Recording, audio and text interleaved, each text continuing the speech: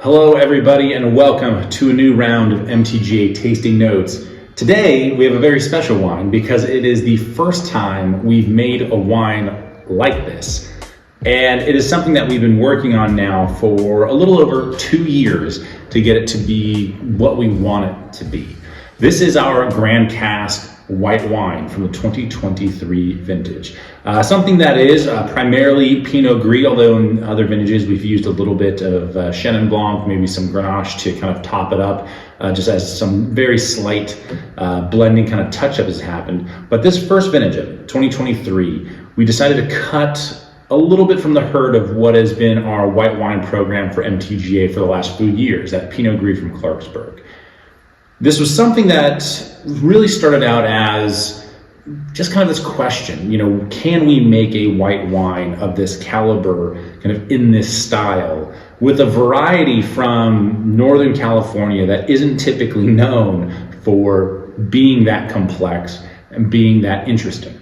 That's something we've always strived for, whether it was our dry Riesling that we started with, more than a decade ago, or more recently the Pinot Gris and Chenin Blanc that we've added to our lineup, is have these varieties that are, fairly well known, but not necessarily the most popular right now, and see what we can do with them to really make them more interesting, more complex, and really kind of reach out and grab your attention. That all stems from starting with Merlot. More than a decade and a half ago now, we started with arguably the least popular variety available at the time, and somehow made it work. And now we're still kind of tying ourselves to that, starting point of saying, hey, let's do something that is not unknown, but certainly something that is different than what the beaten path has been for, recent history anyway.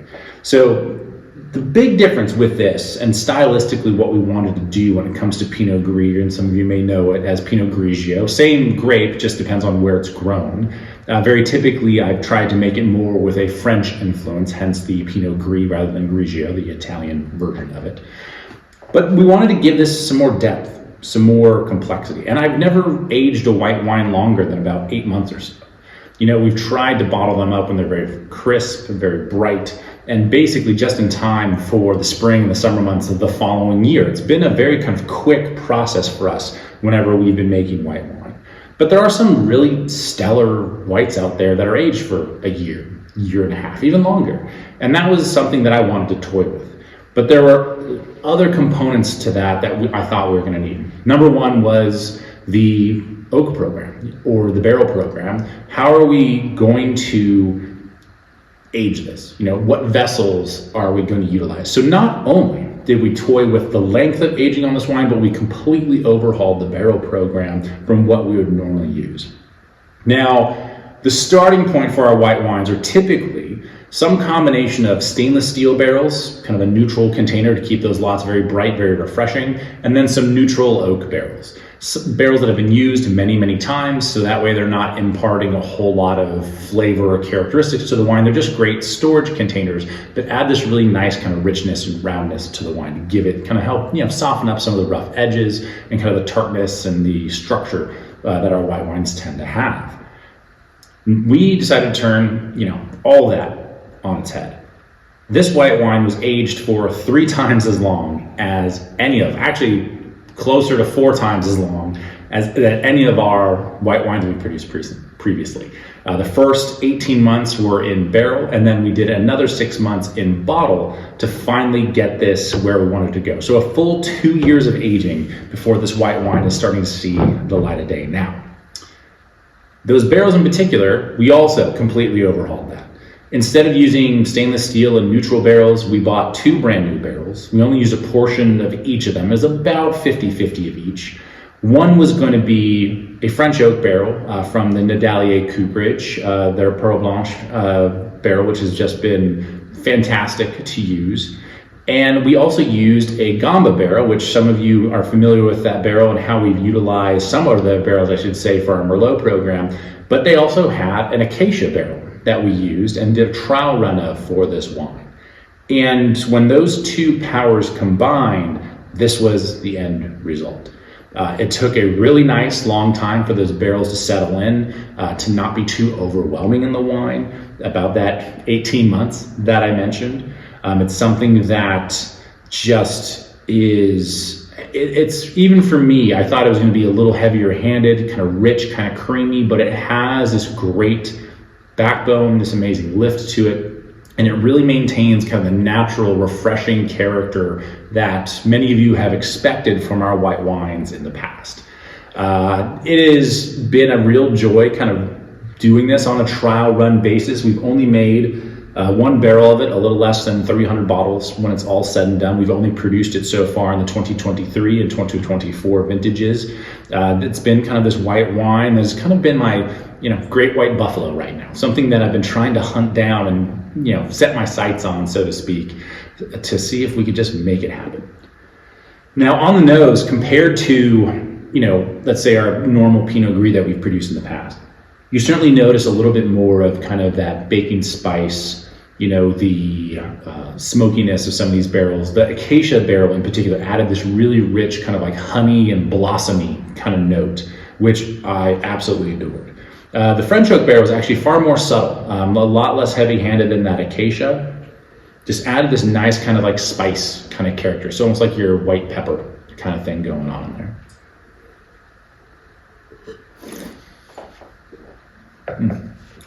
And when you taste it, you feel it.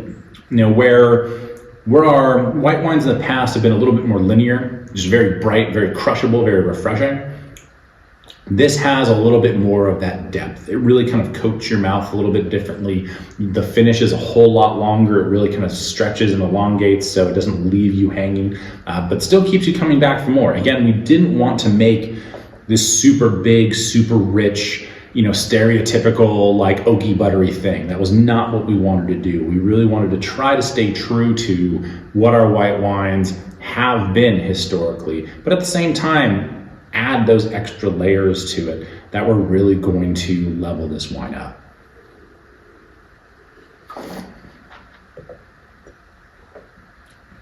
And I think for all intents and purposes, we've gotten it there. It's in a beautiful spot.